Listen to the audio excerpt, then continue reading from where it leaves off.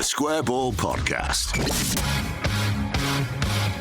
Well, we're back once again with the ill behaviour. This is Propaganda. Welcome to the show. I'm Dan. With me is Michael and Dean also as we take our weekly tour around the football fan channels, guided by Michael, our pilot, our skipper. And with us, as always, the guys who live in there. It's Levi's Solicitors. You did the chest pump. I did, yeah. Pumped your heart. I've not got a Levi's badge on. I bet if I did, I would kiss it. Yeah, you would see this if you were on the video version, which is on YouTube. If you're just listening, you're just going to have to use your imagination at what Michael's bare chest looks like. He's not bare-chested. Don't ruin the illusion. Don't get people's hopes up. Well, yeah, you don't want them to jump onto YouTube and be like, I've been lied to. Right. Yeah, don't missell it. Right. That could be a legal matter if you missell. Yeah. Or if you just want some Will's Probate Conveyancing. With a 10% discount off your legal fees, perhaps. Indeed. Yeah. LeviSolicitors.co.uk/the square ball. Full details and terms on the website. We're still managing to just about reinvent the wheel on that. I think desperately scrambling around. Yep. After all these years, they've been advertising with us for 10 years now. Of Levi's. Amazing, isn't it? I know. Sorry about that. Well, not you as a listener. I mean, sorry, Levi's, for all this. Anyway, where are we starting with the football fan channels? Anyway, I'm going to start with an apology. Actually, okay. I think you probably should. Actually, you should start most shows with an apology. Okay, but especially this show. Rory Jennings irked a huge number of people. Like, generally speaking, it's I don't know. It's a sort of soft. Oh, aren't they stupid? Is that you get from this? Lots of people actually want to go after Rory Jennings after the clips of him. Did he call Bielsa a moron or something? And he was calling him a Burke. He was calling him Bielsa as well. That was it. So I didn't listen to him, but I do get served because I've watched his stuff, like the little thumbnails of it on YouTube, and the thumbnail alone of him is so demonic this time around. I just thought it's... Is it demonic or is that his sex face? As I said, demonic. No, let's not allege any crimes there. But yes, sorry about Rory Jennings. We'll hopefully keep him talking firmly about how Chelsea are. Well, they'd be good this week, wouldn't they, if we'd included it? But because they beat Forest, didn't they? They beat Forest, which we'll be hearing from. Right. So I'm not saying I've taken that defeat badly, but I've not got a single clip this week from anyone who's higher than us in the league table. Right, okay. So you gotta have standards on these things. So there's like the inbox. We won't shame anybody by reading it out, but the inbox went a little bit for a read, didn't it, this week? Like, no, people are just frustrated. Just lashing out at us. Words like smug. See, I didn't feel smug. I just felt really sad. Like pretending it's a chore to do this shit. It's not a chore. It's just like we know nobody wants to hear it. Yeah. But here we are. And as well, we're allowed to feel pissed off as well, like the rest of the fan group, when we don't win a game. Yeah. It's fine. I was thinking about this actually because we'll hear from West Ham fans in a bit, and there's the experience of someone watching it by themselves and the experience of two people who are watching the game together. And I think they end up in quite different mental places with it because one of them has had someone else to talk to through it. So they've been coping with it as it's been going on. And another guy's just by himself. Which is essentially... firmly in it. That's what the match ball is for me. I realise if I'm sad about the football, by the end of it, I don't feel quite so sad. It does generally ruin my underlying mood, but... And we'd been moaning to each other for like about 90 minutes by the point the match ball started. So you've kind of externalised a lot of it, which is healthy, isn't it? It's good to talk and all that. Yeah, of course it is. It's good to talk. It's healthy-ish anyway. We'll hear from Burnley first. We'll get them out of the way. We'll have a bit of turf cast, then we'll just move on to... Can I just say, regards to turf cast, they've been going to town on Twitter, again, because the algorithm is serving me stuff. Oh, really? They've been going... You came off it last year, didn't you? I know, but, it gets late at night. I've watched everything on the telly. I think I've watched all of telly. So I need something to do. Idle thumbs and all that. End up on... Get on Instagram Reels. There's loads of AI stuff of the Queen rapping and Stephen Hawking doing extreme sports. Honestly, the hours will fly by. Much better. That's better than Burnley. I'm sure it is. Well, anyway, yes. Anyway, I'm just saying, it's all been bookmarked. I'm keeping the receipts. Okay, good. Yeah. So, and if we fail and we go down and they don't, they'll all just be quietly deleted. Absolutely. So it's the only way to do it. Yeah, only way to do it. So, this is Turfcast. This is one of the, not the main guy who does it, but one of the kind of contributors. And this is just him. Burnley know what they're like. I said in my fan reaction, it's not going to go down as a classic in terms of one of the biggest games ever, or one of the most entertaining games ever. But we got the 3 points, we got the result, and two absolute superb goals as well to seal it. And the tears from the salty Leeds fans just makes it all the more sweeter. And yeah, I just think we were absolutely superb yesterday, and it almost reminded me of a Sean Dyche-esque performance. And I'm just glad that Brexit Burnley's back, really. I mean, yeah, fine. The glory days of Dyche. Yeah, who's now at Forest. He is. We'll be hearing a bit about that. Leeds fans weren't salty after this, were we? I think mainly we were pissed off with our own team. Yeah, I don't think that's the right adjective. We were very inward looking and fuming. But I don't think salt is right. It's putting it through the prism of losing to fucking Burnley is what they're picking up on, I think. Yeah, then that's fair enough. Yeah, which is a legitimate gripe, and I'm fairly sure there'll be teams in the Premier League this season who we will beat. Many of them will just say, we've lost a newly promoted fucking Leeds. Yeah, fair enough. Yeah. The second bit of analysis I've got from Turfcast, because it's coming from a Burnley fan, my initial thought was, I'll piss off. But then I was also like, this is actually just the same stuff we said, but with a Burnley accent. So, I mean, again, fine, fair enough. I know a lot of Leeds fans, and looking at the stats there, obviously, I don't think there's any Leeds fans in the chat. That's a shame, to be fair, because obviously if they'd have won, there'd be a few. But them stats, and this is hypocritical for me because I do like to bring the stats in. Obviously, I brought that stat in there quite clearly. You can see it on screen. That was me that obviously got the graphic and brought it in. 4 shots to their 19, 31% possession to their 69. 5 corners to our 1. Them stats look like Leeds absolutely battered us. And the reason why them stats skew with that way is because of the possession. Because of the possession stat, because they genuinely had a lot of the ball. They had so much of the ball. And that's why they had more shots. But other than that shot that they had that came from our own mistake, which we gave the ball away in our own half, Leeds fans could argue that was good pressing. I don't think it was. I just feel like it was a bad pass from our lad. Can't remember who it was. I think it might have been Anthony, but apology if that's wrong. Other than that, they didn't really have a chance. They had that sort of like bobbled one towards the end that Bogle just lifted over. But to say that they had 69% possession and 19 shots, they did absolutely nothing with it. Leeds yesterday put the most amount of crosses into the box that any team has done in the Premier League so far this season. If that was their plan to beat Burnley, what a stupid plan. I think it was Jacob Horse, actually. It's such a stupid game plan to do against Stephen and Burnley's defenders, to be fair. Even if Ekdal were there, any of the Burnley defenders, it's just ridiculous. Like, no wonder they were awful. And we let them have the ball. I don't care what anybody says. It was our game plan to let Leeds have the ball because we know that we can contain Leeds. They've got Dominic Calvert-Lewin up front, for God's sake. They've got Jack Harrison on the end of shots. You know, if a chance is falling to Jack Harrison, that it ain't going in the back of the net. Fine, you're right. Next. Is that enough? Bring me something funny. Just something really quick. Here we go.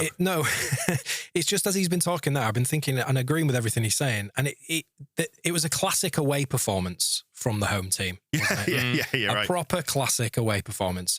And the moral victory there is ours. So is that right? That's the real quiz. Oh, good shout, Dean. Thank you. We move forward. Yeah. Where are we in the moral league table? Ooh. Still 16th, aren't we? I'll still take it. Yeah. It's higher than we normally are. Yeah. Right, misery. Hey, before we get to the misery, I was going to say, because we haven't got a show talking about it, Harry Gray signed a contract, so that's reasons to be cheerful, isn't it? But we can deal with that sort of after the weekend. Yeah, true. Do you know, I was thinking, actually, looking ahead to Friday and everything, have you watched the Harry Gray interview? No. I was sulking from Leeds this week. Oh, okay. I just find you should watch it. Going cold turkey is better. You should watch it, because it got me believing again, because it had a young Gray talking about being a fan of the club and, you know, looking forward to playing all the sort of usual platitudes and stuff, but it had footage of the end of last season on it, which was really not that long ago. And it was dead good. It was a really, really fun time. And we need to probably just move on from the fact we were a bit sad. The words you're saying are going into my ears and my brain's processing them and saying you're right. But the prevailing thought in my brain at the minute is still enjoy your move to Spurs in 2 years. You'll get back to thinking about the bus going through town, outside the East Stand. You'll be like, no. I know you're right as well. Things can be nice. I've done this loads of times with the documentary on Amazon. I've gone back and watched it's after the Pablo interviews, the Swansea bit onwards, the last half an hour of that. I've watched that so many times just when they've made me feel sad. And I know it works. I know you're right. Am I in the mood for it? I don't know. You need to get in the mood for it for Friday. Okay. That's all I'm saying. I will. I'll shake it off. It can be fun. And also, we're going to hear from some West Ham fans, and they're sadder than us.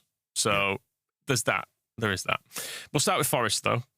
And maybe Bray. We heard from him the other week. He was the lad filming in the stadium as they lost in Europe. And there was all the booze. There was the getting sacked in the morning stuff. This is from the weekend. They lost 3-0 to Chelsea. It was 0-0 at half-time. So this clip it's more or less an hour in the life of... An hour's clip? It's an hour in the life of a Forest fan, condensed down to about 2 minutes. Yeah. But it just shows the journey they went on from half-time of a decent first half to the end of the game. So that within this, there's 3 Chelsea goals. There's a sub that everyone hates. I think Louise off for someone. I don't know enough about Forest to know exactly what's going on there, but clearly everyone's livid. Everyone leaving the ground and then him outside the ground discovering the news. This is what's going to make me feel better, Michael, listening to the misery of others.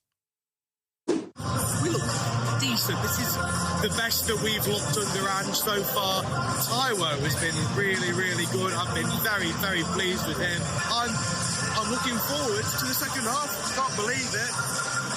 We're still 0-0. We've got a chance. Again, I feel like I said this at Newcastle. We've got a chance. But at Newcastle, we look like not losing. This half, we've actually looked like winning. Come on, you Reds.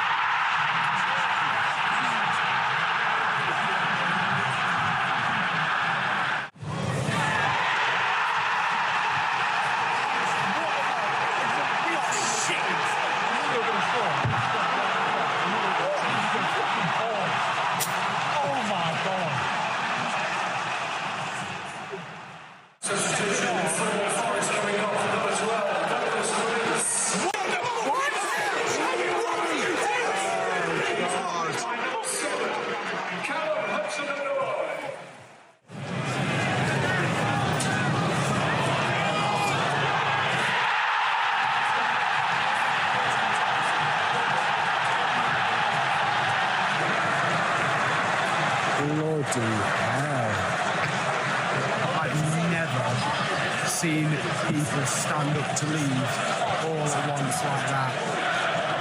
It's the 84th minute.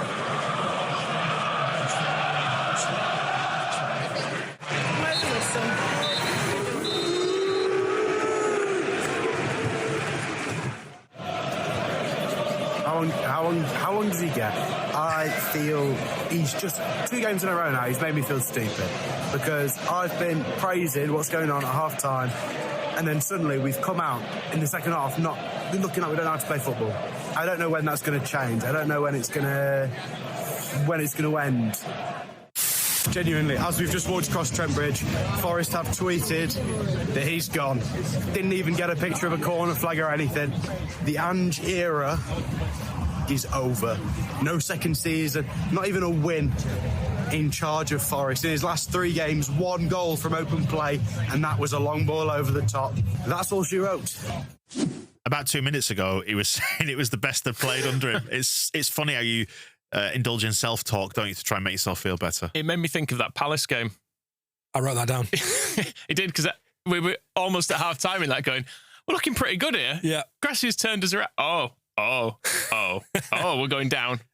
It's so relatable, isn't it, as well? So relatable. I know it's opposition fans, and this does make me feel better about having had a bad result last weekend, to hear them when it's spiraled out of control and you know there's no way back, to hear that. Because we've had a bad weekend, but it's not out of control. No. It's all right. But even tiny things like the inspirational, slightly aspirational music that's being played behind him at the halftime break, and he's going, things might be okay. We've looked all right. Jump cut to that second goal going in and being absolutely fuming. It's just so relatable, and I love it, and it's not us yet. Forest, I didn't watch the full game, but I have seen the highlights of it, and Forest did have chances. They were kind of unlucky, which then got me thinking, having earlier been of the position of, they need to get rid of him as soon as possible. Deitch is a good appointment. Got me thinking, maybe Andrew was turning it around and they sacked him a bit too soon. And therefore, this change is going to be bad. Am I right? You're doing what he was doing at half-time. You're doing the self-talk. You're bargaining here, aren't you? Yeah. Okay. Well, anyway, we'll move on to Forest Fan TV. So they're also, overall as a fan base, as probably any fan base other than Burnley would be, not completely convinced by Deitch as a whole, but Forest Fan TV, really doesn't want him. This is a clip from before Deitch was actually confirmed. I'm Deitch out. He hasn't even signed yet, but I'm Deitch out, and I'll be Deitch out until he gives me some form of reason to be Deitch in. I'll back the players. I'll just about right now back Marinakis. Edu can do one. Sirianis can do one as well, because apparently they're the driving force behind all of this. Are you telling me in this whole world of 8 billion people, you come down to a short list of Silva, Deitch, and Mancini?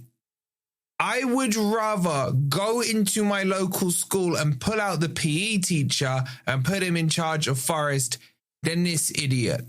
Like, seriously, go speak to your Everton friends if you have any, and go ask them. And if there are Everton fans watching, tell me I'm wrong here. Was that the most turgid football you've ever seen in however long you've supported Everton? This is a step backwards. This is a step. No, it's not one step backwards. It's about 9 steps backwards, man. It's Paula Abdul settings, man. Seriously. It feels a bit Arsenal light, doesn't it? Does that? Yeah, it does. Because the point that he gets onto about Deitch, I don't disagree with, because I think it's fine bringing Deitch in to steady a ship. Are you ever going to kick on with him? He's probably adamant you could do, and he'll take them on. I personally would be a bit reluctant to side with that. But the thing at the start, it's just content stuff, isn't it? Again, it's fan channels content, and I'm aware of our position here, but I'm Deitch out until that's not how it works, is it? No. There are grey areas in the middle. You can turn around and say, I'm not entirely convinced by him, but obviously I'll get behind him until I see otherwise. But yeah, I think nailing your colours to the mast. That's just a soundbite in it to start a video with. But it just struck me there that no one is happy in football. And we say it so often. Like, Nottingham Forest are in Europe for the first time in however long. And they've had 2 managerial changes, and we are in October. And it's just mental. But like on Deitch, I think what you're saying there is about Deitch's reputation. He's sort of built himself up as this relegation specialist. And so as a fan of the club that he would be coming to, you would be thinking, is that where we are? Instead of looking upwards, you'd be thinking, hold on a minute, we're looking down here. So I understand completely why Forest Fan TV is going, nah, fuck this shit. Yeah, so I get it totally. Completely. Yeah. So who does he want then? Ooh. I'd rather have Southgate. I'd rather have Sam Allardyce. I'd rather have Ten Hag than him. Because what has he done apart from firefight relegation battles? Because this is now an admission from the club that we're in a relegation battle. And if that's what the club think, cool, go and celebrate finishing 17th this season. I don't care anymore. We got a Europa League match. Yes. Does the club understand what that is? European football, where we're going to put Phil Mitchell in charge. Phil Mitchell will be in charge. I'd rather Grant. Than Phil. But here we are. Now, is Deitch going to keep Forest up? Well, he better do, because clearly that's his objective. The objective has gone from Nuno had to be sacked because he was sacked, to bring in Anjin to win the Europa League, to screw the Europa League, and let's just get 17th. All in the space of 6 games, 8 games, whatever it was Ange was under? Wow. Bring Ange back. I get wound up with the really performative stuff. What was the one? Was it a Spurs one we heard the other week? Yeah. I'm going to go in favour of it now, because I don't believe what he's saying. No. I'm not convinced by it. I don't think he's convinced by it. The Grant and Phil line was quite good. I don't know, although in this situation, I don't know who Grant is. I think it's Sam Allardyce, is it not? No, it's Sean Dyche. No, he was saying Phil, though. That's Phil Mitchell. Oh, so who is the Grant? Who's Phil? Who's the brother? Ten Hag. He's bald. Yeah. He's mentioned him already. So physically it's Ten Hag, but football-wise it's Allardyce. Ten Hag's a bit frail as well. He's not. You can't imagine Ten Hag going into prisons, can you? No. What's his name? He's not called Ross Kemp. That's it. He's not actually called Grant Mitchell. Anyway, when this analogy about Baldman's done, I don't believe it. I don't think he needs to be more performative, which would annoy me more. Come on, lean into it, son. Do you think he's taking notes? You could go onto his comments and just say, I've got a few ideas. I don't think he cares what I think. Fair enough. Truthfully. Tell you what, that's just reminding me of. I've realised I had a dream in the last couple of days that Allardyce ended up back at Leeds. Because he mentioned Sam Allardyce then, and I just shook my head. I had that dream, and I'd thankfully forgotten about it, but he's just triggered it. So another mark against his name. I had a dream about some underwater goats. So there you go. What happened? Can I just say that? I was in some hilly location with a river, and there were goats in the river, but they were completely underwater. They were fine. They weren't drowning. They were just not they could obviously breathe underwater. Aquatic goats? I don't know why, but that was the thing that happened. It's funny you mentioned Sam Allardyce. Moving on. Red Side of the Trent, I do have a clip from them. This is not exactly anti-Dyche, but can't be enthusiastic. It is basically they're having their Sam Allardyce moment where by the time we brought him in, admittedly it was very late in the season. By the time it happened, you kind of went, well, I suppose let's see. Let's just see. The more I've thought about it, the more content I'll say I am with it. Obviously, I was on the pod previously when we was talking about him, and I was saying I'd want anyone but Ange. But I'm 80%, mate. I'm happy because he's better than Ange, but that wasn't hard to find. Let's be honest. There's bits of me where I'm like, yeah, he'll get a tune out of players, but there's certain parts of me where I'm a bit like, I think you said it on the last pod with Reece and Christian, where it's like, is it too soon to be having a firefighter type of manager? Obviously, I know he doesn't want that label, but for me, I would have obviously loved Marco Silva, but I'm not a financial expert. I don't know the ins and outs of FFP, and if it would have got us in trouble, then yeah, this is obviously the right choice. Mancini was obviously the other name mentioned. That would have either been ridiculously great or it'd have been the biggest car crash I've ever seen, and probably it'd have lasted less time than Ange did. But yeah, I think Dyche is probably sensible in terms of short term, but then I've just read Ornstein's tweeted that he's got a long-term contract, so I'm a bit like, I don't really know how to feel, but I'm more positive than negative, mate. Now, Michael, I know we are on a terrible one-way path towards killing the planet due to the use of data centers as we churn out AI slop. However, I have had a little AI query about what goats in dreams mean. Okay. Worthwhile use of the planet's resources, I think you'll agree. Mm-hmm. Good luck and prosperity. Dreaming of goats often symbolises good fortune and positive changes in your life. A white goat in particular is associated with happiness and success. White goat, Leeds kit, we play in white. Okay. Except they're in a river drowning. They weren't drowning. They were happy. Right. Happily. Maybe they were happily drowning. Maybe there's something in that. Who knows? Also linked to agility and balance, obviously, because they're good for their climbing abilities. That'll be me after I've had my back done. Yeah. And fertility and abundance. Yeah, again, take a look. Although on the negative side, we are talking about illness and misfortune and repressed feelings. I think they're probably more accurate. Yeah, a bit of everything. Yeah. But again, they've covered an awful lot there. Yeah. That's like a horoscope, and you can read what you want into it. Yes. Right, where should we go next? Speaking of virile men, should we go to Dazzling Dave? Yep. Talking Wolves. They beat Leicester. I was looking into this on April the 26th. They've not won since. I don't know if it's just me. They've had 3 draws and 9 defeats. I always hear then. April the 26th, and my heart leaps just a little bit because that's the day we won the league in 1992, and I still remember it. Oh, there you go. Because I'm old and clinging on to past glories. Sorry, what were you saying?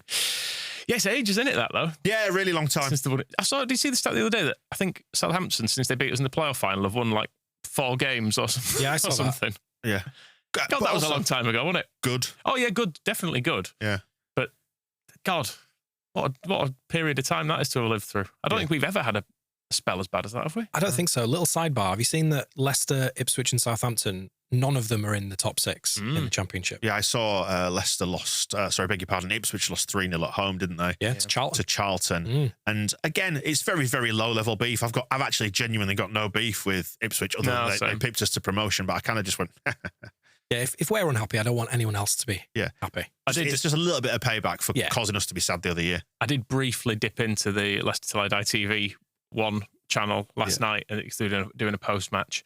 But it was going on a bit. Did you just run out of steam? Basically, I was just like, just go to bed, Michael. You don't need any more clips of this. Fertility and abundance, yeah. At one point, he said he had to go and empty his bladder too, and I just thought, ugh. Oh, man. I don't know why. It was just a bit. I don't know. I don't know. Did he say it like that as well? Yeah. He'd always struck me as a man who might have a catheter.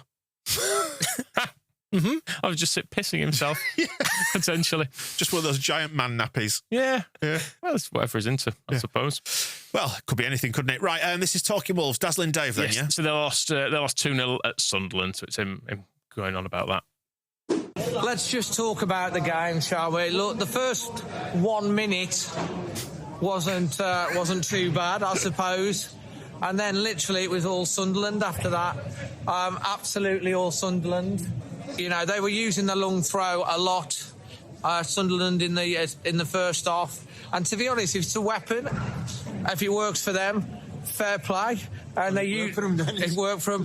The thing was, we were dealing with most of the long throw-ins, but they were winning the second, the third, the fourth, the fifth ball, and it just kept coming back. It kept coming back over and over and over again. Time for Vita and Foster to get fucking out of that club. Fair play. Have a safe trip back, mate, as well. We're gonna have to be edited. No. We're gonna keep it in because that's how people are feeling. Yeah. You'd think Sunderland were the established Premier League team, and Wolves were the team that's just come out of the Championship. That's what you think. They would, yeah. That performance is like it cements it in the people's eyes, and they can challenge to keep up. And they've made wholesale changes, Sunderland, with their team this year. And they look more cohesive a unit than what we do. So it's like, we're in real trouble, guys. We're in real trouble now. It was a game that we needed to win, that we couldn't afford to lose, and we've lost it. You know, speaking of long-term beef, it was brought to my attention, my mate Neil messaged me to keep me abreast of developments in the Championship. Obviously, that's beneath us now. We don't look at that anymore. Only when people tell me things will I bother to check out what's going on. Pointing out that Norwich have slipped into the bottom three in the Championship. And there was a little part of me went, payback for taking Robert Snodgrass in 2012. Yeah. That's what Johnny and House daring to get promoted ahead of Bielsa in that season. That was not really on. Although that was Farker who engineered that, wasn't it? So And what a waste of time because they just got relegated straight away. Should have just given it to us because we're more deserving. Dazzling Dave there talked about the long throws that were coming into the box. I'm loving these long throws. It's proper throwback. I wish we were better at them. Yeah, but maybe this was a precursor. Maybe this was foreshadowing that Dyche was always going to return to the Premier League this season because everybody's adopting a little bit more Route 1 proper football. It's Dyche's world and we're all just living in it. Well, exactly. Yeah. Sam Allardyce spent years telling how he was like massively ahead of everything, didn't he? Yeah. Although it did seem to be a Bluetooth earpiece was a lot, and how he had Prozone, I think, was his thing, wasn't it? Yeah. And then everyone else got it, but it was like, yeah, well, I did it first, so we do stats fuck too. You. Let's hear Dazzling Dave. Then you've heard the sparkling sponsor read for Levi's at the start of this show. I mean, in many ways, pioneers. Like we did it first. Yeah, but Dave's still doing his bit for his sponsors, even though they're all clearly very sad. Give your Foxlet Shipley performance rating out of 10. My lowest rate, I think, was 3 on it. Yeah. So I'm going to go even. Look, 2. A 2? A 2. Your Leemore Windows man of the match? No, none of them deserve the man of the match, I'm sorry. Nobody at all? No, because they're not a team. And you can only pick one man out of a team. And if you haven't got a team to pick from, you can't. Simple as that. So he's on strike. He's on strike with that. As Boris would say, I'm bombing. Your Parkside Dental Care moment that made you smile. Michael, your Pulse and Cocktails dildo of the match. I think that was an impression of Dave's dad at the end. Right. Bless him. David. It's great. I've come to enjoy the Wolverhampton accent over time. I think what he's saying, by the way, at the start is the Fox at Shipley. Right, a pub. It's a pub. Right. Because I didn't get that one. We've got, what was it?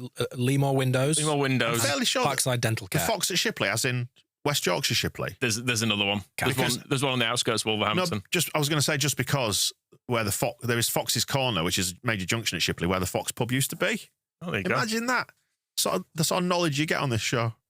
I mean, the Fox at Shipley looks pleasant. I'm just on its Google Photos now. I'll tell you what, though, Parkside Dental Care, are going to really struggle this season because the moment that made you smile in a proper relegation scrap. I haven't won since April 26th. When it came to an end, David. When it ended. The sweet release of death. Maybe. That's Wolves. Could you give me too much of that anaesthetic? Just make me slowly slip away. The Wolverhampton accent does sound a bit like you've had facial injections. Right. I always think, when you come out of the dentist, you're a bit... It's got a bit of that to it. Shall we move on? I think we should. West Ham. Feels like we're punching down a bit on Dangerous Dave. No, I love Dave. I like the fact that someone chips in and he says, like, have a safe journey. And there's a bit in it which I've not included, but he's walking away and some Sunderland fan obviously tries to sort of goad him a bit. He like says, how are you, lads, or something? And he goes, no, you deserved it. You deserved it. Yeah, we play really well. I like it. He's really sincere, fella. Yeah, he is. He's a nice bloke. Yeah. He's a nice fella, is Dave. I would go for a pint with him. Whereas the Forest fan? Yeah. I'll go for a pint where you just don't talk. Go meet him at the Fox at Shipley. Right. I assume that's where he goes. Yeah, that must be a local. Must be a local or something. Or maybe he's constantly at Parkside Dental Centre. Yeah.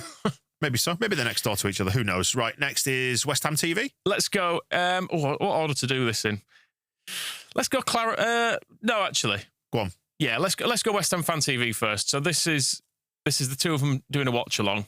Should say some of the context around this. There was a boycott going on, so I don't think any of the people in any of these clips had actually been at the game because they were all deliberately boycotting it because they're protesting against the owners. We know the routine with this, don't we? Yeah. Shit owners and all that. So, but these two are watching together. They've basically given up at this point. So this is into the last minute. For anyone who's not aware, it was 1-0. Brentford battered them, added a second in the 94th minute, and this is that happening. Oh, here we go. Yeah, we might Here do, we go. mate. Here we go.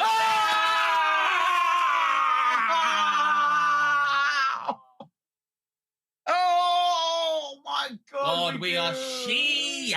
Shit, Stefan. Oh. 2-0. 2-0. We're done. We're down, mate. We're going down. In the Premier League. Yes.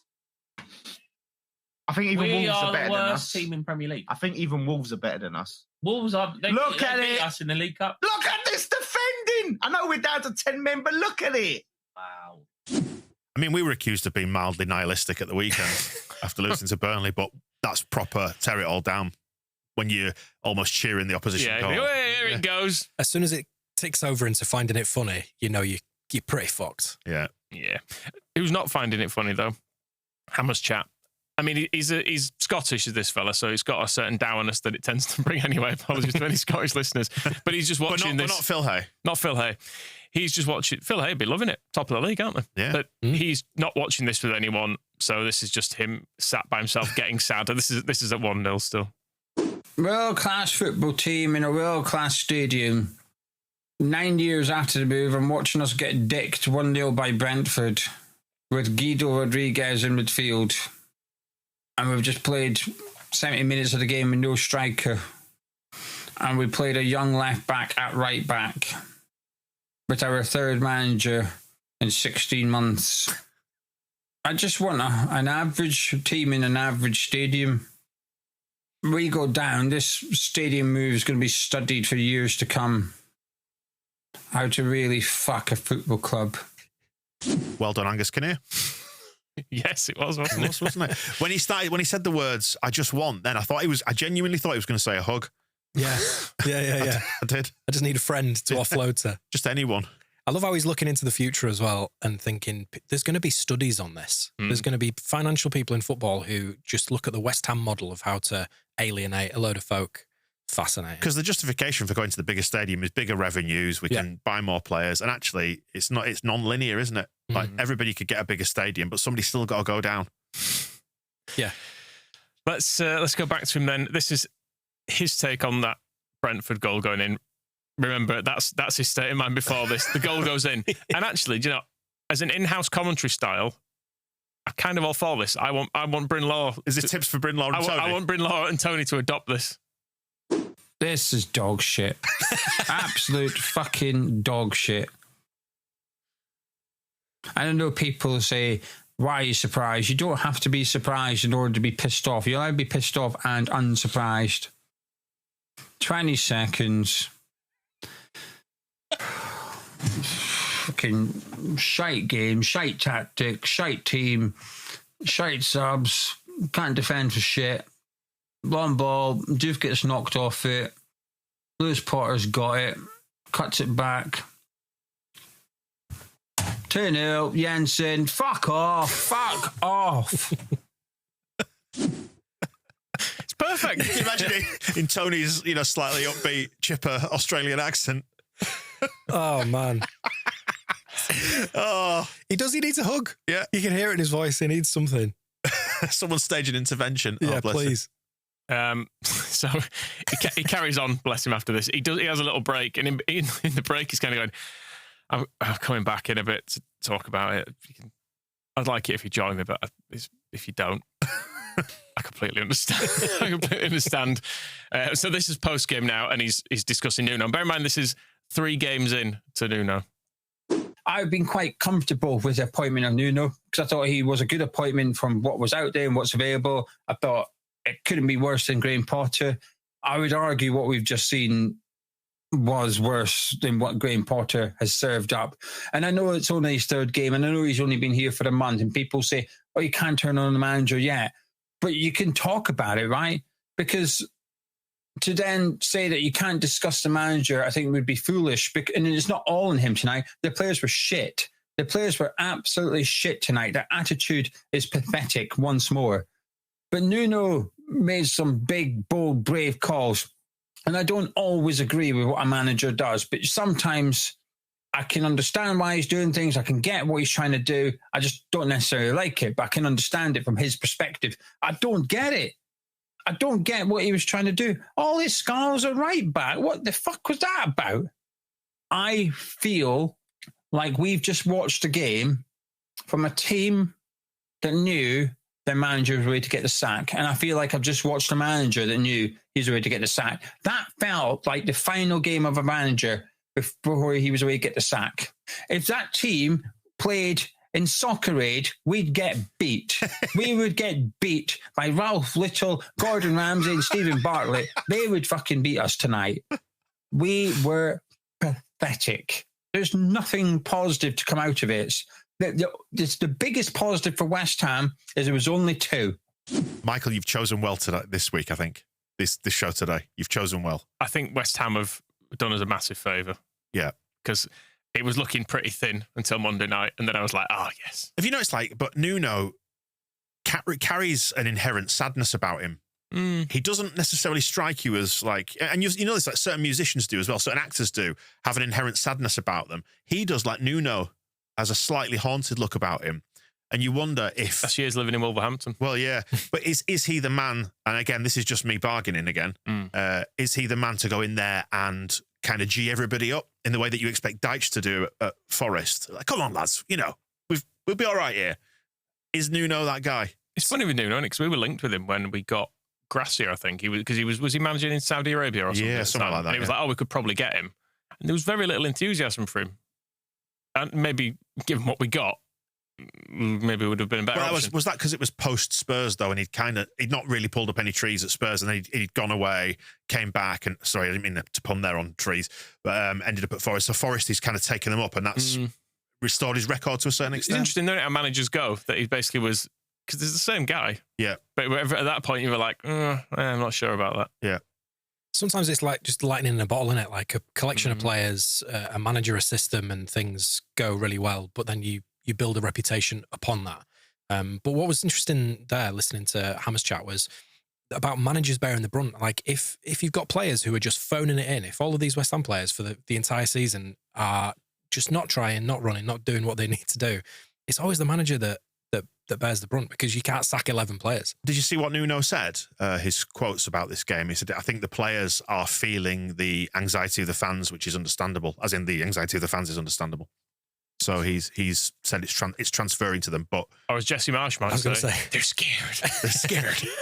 I think we started turning on Jesse after 2 games, didn't we? It was that Villa home. Leicester away was more or less okay. We lost. Then we went back to Ellen Road, didn't we, and lost 3-0 to Villa, and it was like, oh fuck. Michael, we've got Jesse sat in the room here. I can't believe you didn't even palm off to him when that opportunity presented itself. Because Dean doesn't mean Jesse Marsh. It's just shouting. It's just shouting and saying sound bites and same things you'd hear at a TED Talk. Yeah, and giving yourself a stress headache doing it. It's just mental. But in that first Jesse Marsh game, I remember watching it at home and looking on Twitter, and people were fuming still. Like we turned on a dime, and it still was probably about some of those players not doing what they needed to do. I can still remember an individual passage of play from that game. I can. Yeah. 4-2-4. He'd pushed the wingers proper far up onto their defence. Villa attacking the cop end, going down the left, and I could see whoever it was that was tear-arsing down the right with no one anywhere near him. I'm thinking, it's Cash. Yeah, this ain't good, lads. No. Pick him up. Yeah. Pick him up. Oh, no, it's gone through. Oh, they've scored. Yeah. 1-0. Never mind. Oh, well, things are better now. Of course they are. It does go to show. What you were saying, though, Dean, is absolutely right. The number of factors that need to go right for a thing to work, it's probably a lot higher than we realise. And especially if you don't have billions of pounds and you've not built a team with 2 players worth 50 million in every position. If you're Nottingham Forest and you have a season like they did last season, it's got to be manager, system, collection of players. Everything's got to collide, form at the right time.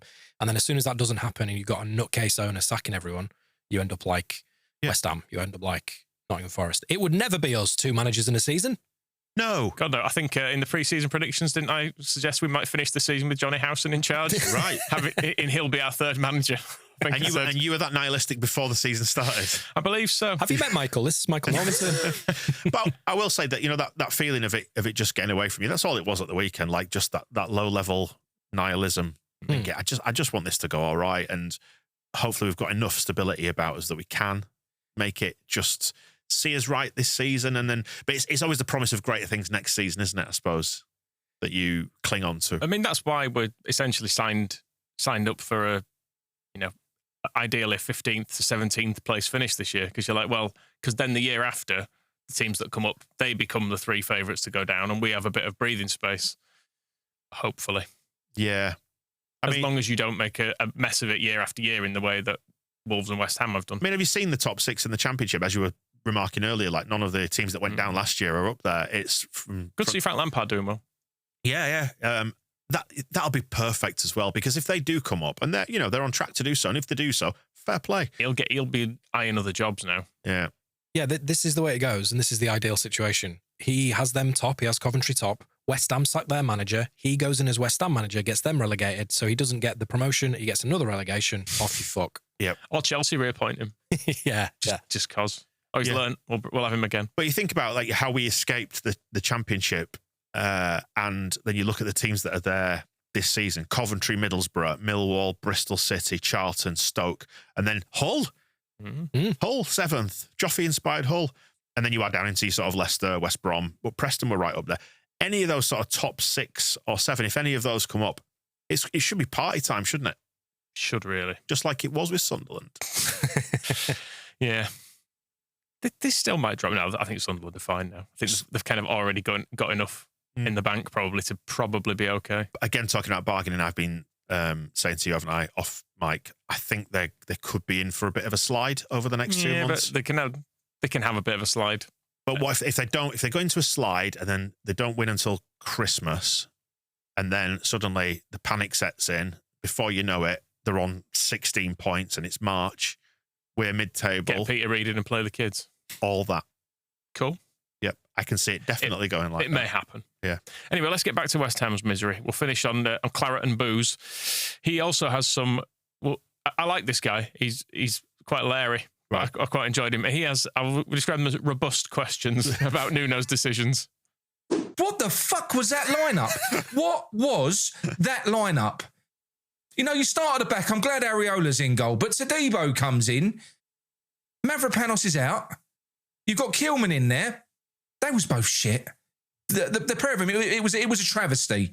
And then you've got Now, I understand he can't defend, so I kind of understood that one. I thought, bring Scholes in. Scholes, a little bit more defensively sound at left back. Scholes is playing fucking right back. And then you've got Aaron Wan-Bissaka's been dropped, and you've got fucking Carl Walker-Peters brought in, but he's inverted the fullbacks. So what sense was there in that? Move into midfield. Potts? No. Magassa? No. Fucking Souček, who got run ragged all game, and Irving, I'm sorry, I like you, but I didn't fucking notice him. It was like he weren't there. There was no one there. And Fernandez, the myth of Fernandez, he's done fuck all since that first 45 minutes against Nottingham Forest. Nothing. He's done nothing. Paqueta did his best, but there's just nothing going on. Bowen looked shit. Somerville was trying. What plan was there in Nuno's head going into that game? I said before the game, this better work. If you're going to be that bold, it needs to fucking work, or we need to see something. We saw nothing. We know that team. So every single fan looked at what he'd done there and gone, that ain't fucking right. He's had them for 2 weeks now. So that is a fucking massive red flag. Because we looked as weak and as piss weak defensively as we ever have. That game should have been a cricket score. Please for Friday. If we beat them on Friday, we're 7 points clear of them. Come on, please. Well, I think he gives us a little mention actually in this. I think it's this next clip is in one of them anyway. But this is him again. I feel his frustration here because I remember the times at Leeds when people weren't, to my mind, bothered enough about the fact like Bates was in charge. Yeah. Some people were still like, oh well. He's trying his best, isn't he? And you're like, no. So this is him talking about the boycott to begin with. I don't know why. I just really expected more from West Ham fans. I showed you that video at the start. It's like we've forgotten who we are. We've forgotten what we was. What have we become? I've got no fucking clue. Why can't we just be united and stand together? We can't do it. The fucking team can't do it. The ball's falling to pieces. This entire club is fucked. It's fucked. We're going down the fucking toilet. Now, it's really important. For fuck's sake, now, moving forwards, please get behind this team. Get behind the fucking movement to get these people out because we are not going to survive. In fact, I'm going to go as far as to say now, I'm going to call it. Leeds are going to batter us on Friday. They're going to batter us. I think Leeds are better than Brentford. They've got pace all over the pitch. They're going to cut us to fucking ribbons. Leeds will beat us. Yes! So in some ways, we don't need to play the game. Yeah, it's official. I'll take a, if he's concerned about being cut to ribbons, settle on 1-0. Yeah, I'll shake on one. Nah, 3 or 4, mate. Let's give that goal difference a tickle. If that's what's going to happen, then we might as well in for a penny, in for a pound. Let's do it. I mean, it does suggest getting at them early might not be a bad idea. Get them wobbling early, yeah, completely. The fullbacks thing is weird to have a left back at right back and a right back at left back. It's what he went for in that game. Yeah, is he just panicking? Just go and try something else? It's trying to find a formula, which again he says red flag. Genuinely, that would be a red flag if you're trying all sorts of weird shit. Yeah, because I know we moan about we moaned like last season about Farke's inflexibility, and we moaned on Saturday about why did we put wing backs on, or play 3 at the back or whatever. But actually, if he's flip-flopping all over the place, doing mad shit in training, trying to find a formula that's working, does he know a formula? Yeah, I know what you mean. It's the Mansour Assoumani move, isn't it? Yeah. And McAllister was like, maybe this guy we just had on trial can go straight into the team. Oh, no, he can't. So either he doesn't know enough yet, or he's got no plan, and we're fine. That's what I've taken out of that. We're going to be fine. This next clip, then, he's talking about the players and the manager, and it reminded me an awful lot of, bear in mind, this is very early in the season still, but towards the end of our relegation, this is essentially how I was feeling about our team. We're a shit, watered down plastic version of West Ham. Every single one of them players don't want to fucking be there anymore. I'll tell you, I'm including Bowen. You look at all them players. You gave them an opportunity tomorrow to fuck off out that door. They're gone. So we've got and even the manager now. I mean, he's come in. They ain't even giving him his coaching staff. Probably what he's done is he's probably gone, oh, fuck off. He's probably jealous because Ange Postecoglou got an early payout. I don't know. I ain't got a fucking clue. But he'll end up getting sacked because they'll panic. If we're bottom at Christmas, there's no point, but they'll sack him and try and get some other bloke in to give us a bit of a fucking upturn. If this was further into the season, they'd be fucked because all of this chat is so indicative of a team that is just circling the plug hole. It's a terminal tailspin, isn't it? It is, yeah. But the thing that keeps jumping back into my mind, this is making me more nervous for Friday than I think it should be, right? But the thing that keeps jumping back into my mind is there's time. They've still got time, and I still think they've got an okay squad. I really want all of these dickheads to be right. I want them to just sink without a trace. Well, you think they've got an okay squad. The next clip, it's him talking about all the money they've wasted on transfers, which again is, I mean, it's probably not exactly a unique situation for a team down the bottom to have wasted a load of money on players. But as we did, when you're kind of looking at the squad and going, oh shit, that was all for nothing. Why did we sell Rafinha and Calvin to build this, whatever this is? Look at the money we've wasted. 40 million on Fernandes, 16 million on Hermansen, 40 million on Todibo, 40 million on Kilman.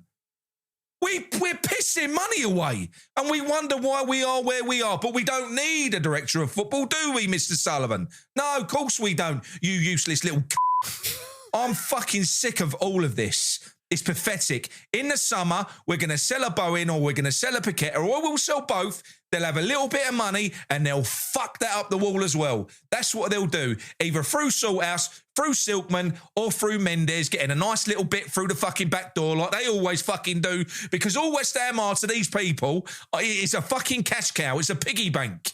I'm fucking fuming. I've had enough. That was dog shit. He's not happy, is he? He's really not. He's really not. They have massively overpaid for a lot of players. I was a bit put out that we didn't go in for Fernandes. I would have liked him when we were looking at, advanced midfielders, number 10s and all that. But then they dropped like 40 million on him. That's not a sensible deal. And he's on about if they do go down, having to sell one or two, it'll be a fire sale because their overheads in that squad will be massive, and the fees that they are out. And you would think that they don't have relegation clauses and stuff because it just won't have been in their brains, would it? Because they were they all right last season? Were they a bit further up? I mean, they've been heading this way for a bit, haven't they? They won a European Cup a couple of years ago. I know, they keep doing the thing though where they go Moyes, then they try and get someone else better. Then they get Moyes. It's not sexy enough. Then they try and get someone else better. Yeah. Now they've got Nuno, and if he does keep him up, they'll then try and get someone a bit more creative. There's no strategy, as he's touching on there. There's no overarching strategy. Again, just want to say congratulations to Angus Kinnear for engineering all this. I know it was a while ago, but still. But it's the importance of beating them on Friday, because it sounds to me like their fans have they've accepted it almost. They accepted how bad they are.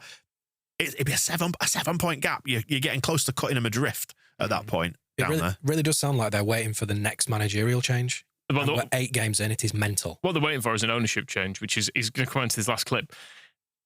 I sort of almost want to go and join him on some sort of protest here, because I don't know, I feel him. I'm like, yes, fucking go on, mate. Go on. Which is similar to how you felt with the Glazer protest, wasn't it? Your brave United boys. No, that was... The thing is, Man United deserve what's coming to them. We've been saying it for ages. There's still only 15,000 fucking signatures on that petition. It's only been running 7 months. There's 15,000 signatures on there. We've got the march before the Burnley game. Can you help us get that up so you get your fucking name on it? Maybe bump it up to 20 to 25,000 so it at least looks to the rest of the footballing world that our fan base gives a fuck. Because at the moment, it don't. We're curling up in the ball. We're submissive. We're nothing like what West Ham used to be. This would never have happened at Upton Park. Never. But we've got a different demographic of fan now. This is fucking shit. We need to stand together. We need to get these fuckers out. So from there on, I'm hoping, look, clean slate it. I'm not going to keep on banging on about it. It did hurt me watching that, seeing those fans the stadium stand so full. And I bet you it made that little smile. I'm fucking fuming. I'm angry with everything with West Ham. Angry. The fact that there's only 15,000 signatures on that fucking petition is a disgrace in my mind. It's an actual fucking disgrace. What more do you want to take? How much more validation do you need that we're fucked before we all do something? The next March, there should be 30, 40, 50,000 fans there.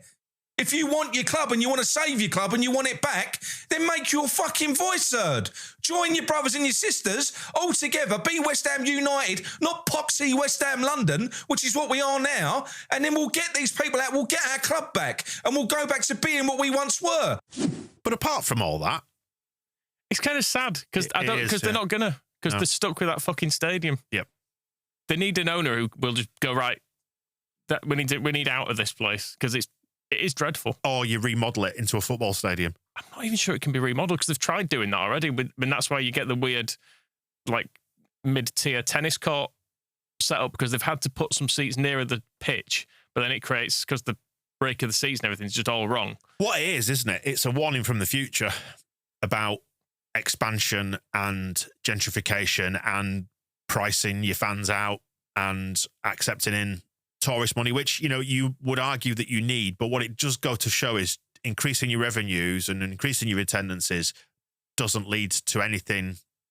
Nothing's guaranteed. No. And like the situation of that stadium, I've not actually been to a football game there, but it's in, they've gone from having a stadium like in the heart of a community and feeling like, I don't feel like a place did. It's a fucking shopping centre and a train station, isn't exactly. it? Exactly. It felt like you were in an actual place where there were people before. Now it's just fucking Meadowhall or whatever. It could be anywhere, couldn't it? Which is exactly, if we'd moved out to the sewage works, it's what we'd be. We would have moved away from Beeston and moved to the sewage works. Yeah, these are destination stadiums as opposed to stadiums at the heart of something. And that's got to sap something away from your club. It has to. It has to. I'd follow him. I think we should jump. I'm going. I'm going to sign his petition. Are we going to take up arms? I'll sign it at the end of the season, though. I'll wait until we've just got. Yeah, so you are calling them pricks, and we do kind of agree with you, like in the abstract, but we do need them to take you down first. Yes, I think everyone's furious with owners. People are furious with our owners on and off, and Wolves owners, and Forests, and West Ham, and but it all just correlates to the league table, and it correlates to what you perceive to be unfair. That's what it really boils down to a lot of the time. And also, it comes from when you start to feel that owners are just in it for money, then the relationship breaks down, that you then go, all right, well, I want it to be good. Because the unspoken agreement is that your goals align. You want a good football team. Yeah. And as soon as they go, well, it's more expensive and it's in this place you don't like, and we're also still not good, you go, well, what's the fucking point then? Yeah. Why can't we just go back to the old times? Yeah, I was going to say the 80 and £90 tickets in the brand new West Stand are going to be good. That's the thing. When people can't get into games because it's 90 quid, they will understandably be doubly furious if we're not good with it. Yeah, because that's the deal, isn't it? You increase the revenues, you increase the ticket prices, you deliver on something on the field. And it can't happen for everyone. Warning from the future. Telling you. Shut it all down. Still, in the meantime, that has genuinely made me feel a lot better about our position. It's made me feel really nervous for Friday. Really nervous. It is must win now. It's Friday. That's the thing. It feels like there's more pressure on them before listening to these brave Claret and Blue boys. Michael, you started off this show beating your chest with pride. Let's finish the show with that. We're going to win on Friday, Dino. Believe. I believe. Leeds. See you in a bit. The Square Ball Podcast.